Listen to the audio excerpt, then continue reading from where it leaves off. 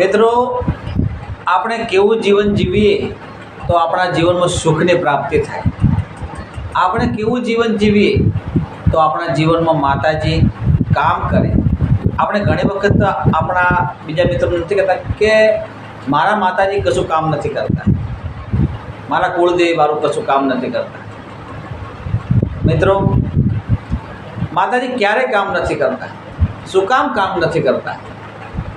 તમે એમને 2 ટાઈમ સવાર સાંજ નિત્ય પૂજાપાઠ દીવો કરતા હશો, અગરબત્તી કરતા હશો, ગુગળનું ધૂપ કરતા હશો, તમે કેટલા માતાજીના ઉપવાસ કરતા હશો, એમને ફૂલડે વધાવતા હશો, મોતીઓની માળા પહેરાવતા હશો, પણ તમારા કુળદેવી માતાજી કામ કેમ નથી કરતા?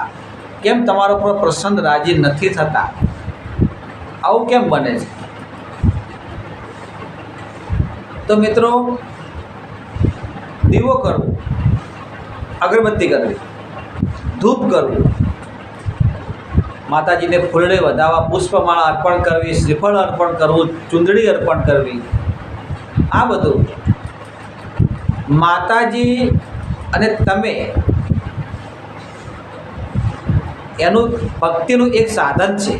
માતાજીની તમે જે ભક્તિ કરો છો એનું માત્ર એક સાધન છે કે તમારા માતાજી જોડે તમે દીવો ધૂપ અગરબત્તી જે કરો છો, માતાજીને પુષ્પમાળા ફૂલડે વધાવો છો, ચૂંદડે ઓઢાડો છો, આ માતાજીને તમે જે ભક્તિ કરો છો એની સાથે જે સંકળાયેલી જે સાંકળ છે, ભક્તિનું સાધન છે. તો મિત્રો, એના માટે શું કરવું? જીવનમાં દુઃખી ન થવું હોય, સુખની પ્રાપ્તિ કરવી હોય, માતાજીને લાડ લડવીને રીઝવવા હોય, માતાજીની અસીમ કૃપા તમારા ઉપર થાય. તમે કોઈ પણ દેવી દેવતા માની લો, તમે જે ધારતા કુળદેવી હોય, ઈષ્ટ દેવી દેવતા હોય, કોઈ પણ શક્તિને તમે માનતા હો, તો મિત્રો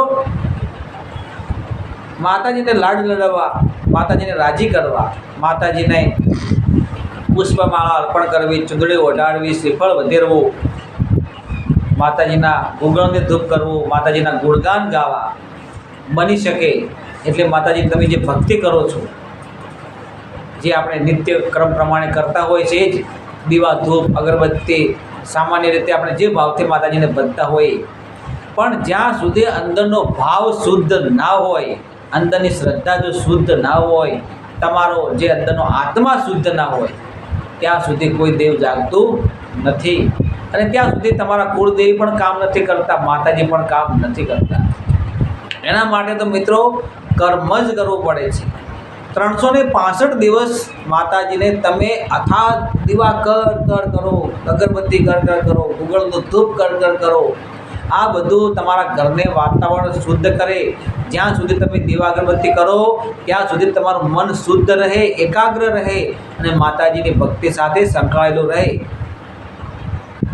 પણ જ્યાં સુધી ગુગળનું ધૂપ કરો છો, અગરબત્તી કરો અને સુગંધ આવે, એનું ઘરનું વાતાવરણ શુદ્ધ થાય, નકારાત્મક શક્તિ દૂર થાય, આ બધું થાય, પણ જ્યાં સુધી અંદરનો ભાવ શુદ્ધ ના હોય, તમારી જે શ્રદ્ધા શુદ્ધ ના હોય, તમે કોઈ એવું કર્મ કરો તો જ દેવ ફળે. ધાર્મિક કાર્ય કરો, કોઈને મદદ કરો, બની શકે તો દયા ધર્મ, ચકલાને ચણ હાથીને મણ, પરમ કૃપાળુ પરમાત્મા આપે જ છે. પણ તમે તમારા અંદરના ભાવથી, શુદ્ધ ભાવથી ધર્મ કર્યું હશે, પુણ્ય કર્યું હશે, દાન કર્યું હશે, તમારું સારું કર્મ હશે, તો જ તમારા કુળદેવીમાં તમારા પર પ્રસન્ન થશે, રાજી થશે અને તમારી દરેક મનોકામના પૂર્ણ કરશે. જ્યાં ટુકડો ત્યાં પ્રભુ ઢુકડો. મિત્રો, બને હું તો એટલું જ તમને કહેવા માગું છું કે ઈશ્વર હોય, પરમ કૃપાળુ પરમાત્મા, તમે જે કોઈ દેવી દેવતાને માનતા હોય તો તેમને સાચા હૃદયના ભાવથી ભક્તિ કરો, સાથે સાથે ધર્મનું કાર્ય કરો, પુણ્ય કરો, કોઈને દાન દક્ષિણા કરો, કોઈને હેલ્પ કરો, મદદ કરો, તો આ બધું તમારું લેખે લાગશે અને તમારા કુળદેવી, તમારા ઈષ્ટ દેવી દેવતા તમારા ઉપર રાજી થશે અને તમને 100 ગણું આપશે. જો તમે તમારી કમાણીનો 10મો ભાગ ધર્મ કાર્યમાં ન વાપરો તો તમને ખ્યાલ જ છે કે એ કમાણીનો ભાગ આડાવડા રસ્તે વેડફાઈ જાય છે. માટે માતાજીને લાડ લડાવવા હોય, માતાજીને રાજી કરવા હોય, માતાજી તમારા કામ કેમ નથી કરતા, શું કામ નથી કરતા, તો મિત્રો આવા બધા પ્રશ્નો અંદર સંકળાયેલા હોય છે. તો આ બધા પ્રશ્નોને દૂર કરવા, તમારું જીવન સારું જીવવા, તમારી આવનારી પેઢી સારું જીવે એના માટે ધર્મ કરવો, પુણ્ય કરવું, દાન કરવું. તમે કમાતા હોવાના યથાશક્તિ જો ન થઈ શકે તો તમારે માતાજીના જે ભાવથી ભક્તિ કરતા હોય તો એ ભાવ શુદ્ધ હોવો જોઈએ અને કોઈને પણ નડતર ન થાય એવું જીવન જીવવું જોઈએ. આ વિડીયો ઉપર આપેલી માહિતી મેં તમને મારા પોતાના અનુભવોથી આપેલી માહિતી છે. હું તમામ મિત્રોનું દિલથી હાર્દિક સ્વાગત કરું છું. મિત્રો, આપેલી વિડીયોની માહિતી જો તમને ગમી હોય, તમારા કુળદેવી તમને વાલા હોય, તમે જે કોઈ દેવી દેવતા તમે માનતા હોય અને તમને વાલા હોય તો કોમેન્ટમાં તમારા પ્રતિભાવો, તમારા કુળદેવીનું નામ જણાવવા વિનંતી કરું છું. મિત્રો, હું શૈલેષ ચૌહાણ તમામ મિત્રોનું હાર્દિક હાર્દિક હાર્દિક સ્વાગત કરું છું અને એવી આશા રાખું છું કે માતાજી, ગુરુદેવ, પરમ કૃપાળુ પરમાત્મા આપ સર્વ મિત્રોને હેમ ખેમ સર્વ કુશળ મંગલ રાખે એવી પ્રાર્થના કરું છું. જય માતાજી.